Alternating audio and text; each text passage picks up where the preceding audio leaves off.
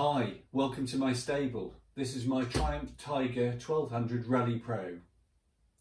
I originally reviewed it after 1,000 miles and there were a few niggles which I tried to address, and I've now done roughly 4,500 miles on this.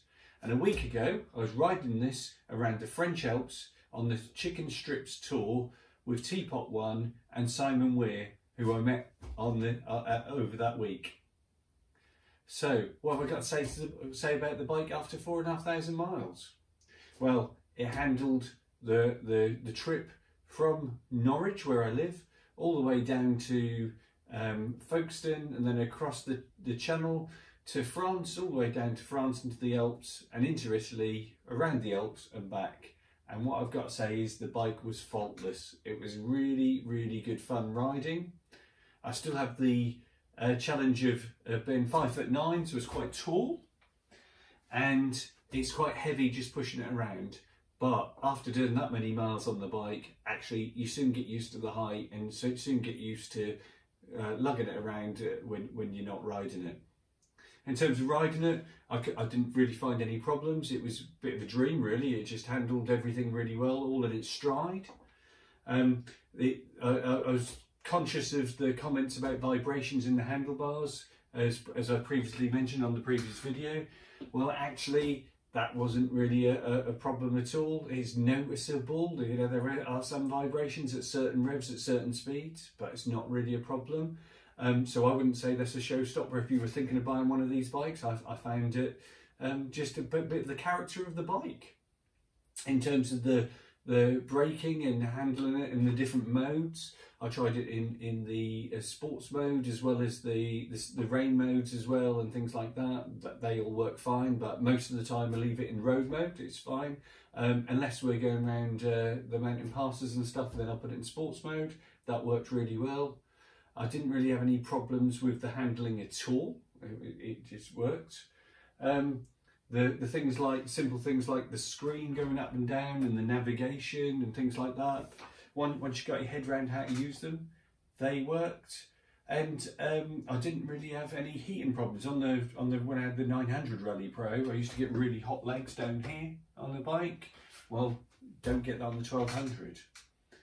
And of course it's got the shaft drive, which is a bit of a dream, so there's almost zero maintenance in terms of day-to-day riding. So that was good. So overall, had a really good experience. I would say if you're thinking of buying one of these bikes, do you go for the 1200 or the 900? I would always go for the 1200 now. That's because of the shaft drive and the extra technology on the bike. But we'll see what Triumph bring out on the newer bikes when they bring them out.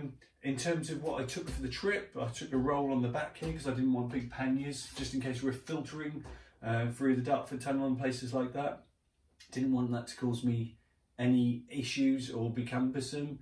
And actually it worked really well. I took a top box to put my helmet in, and I took a roll on the back with all my clothes and things, and that made it easy just to lift the roll off and go into the various hotels, because we were staying in a different hotel each day. Now, in terms of the trip itself, I've never been to the Alps before. I've never been on a Chicken Strips tour before. So to go on that was really amazing. I met 16 other people, so there were 17 of us. As I said, Teapot One and Simon Weir were there. So Simon Weir is the guy who writes the books, biker books. So for instance, this Biker's Britain book, which I've used extensively, is by Simon Weir. So that's worth having a look. I'll put a link in the description.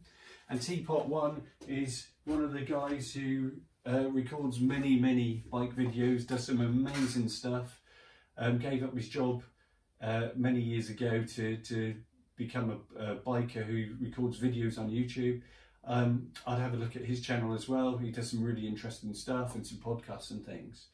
But that isn't why I went. I didn't really know the guys. I went on the trip to find out what the Alps was like, to try out the bike and to meet other bikers. And it was a fantastic trip. From day one where we met at Folkestone to going across on the tunnel, everyone was out there looking after each other.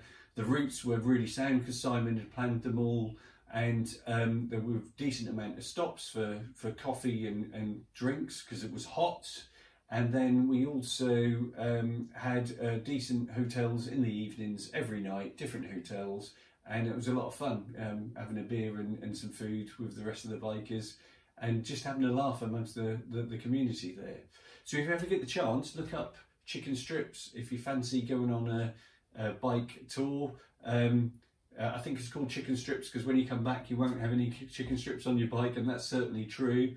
And you learn a lot. You meet a lot of people, you learn a lot, and you get to see some amazing scenery. Hopefully I'll put some pictures on the video when I publish it so you can have a look.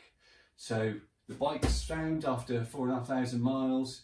I've already over my PCP mileage for this year, so I've got to be a bit careful I don't run up too many miles. But after 4,500 miles, I would definitely buy this bike again. And I would also definitely go on another Chicken Strips tour to the Alps to look around, or any other tour they're doing, because I had so much fun. So that's my review. Put any questions or comments in the chat and I'll try and respond to them. But I'm just trying to do honest reviews of the bike as I have it, just in case you're one of these people who's thinking, do I get Triumph? Do I get 900? Do I get 1200? Is there any major problems? There's a lot of chat on the groups and stuff. Well, I don't have any problems with this bike. It's probably one of the best bikes I've ever owned.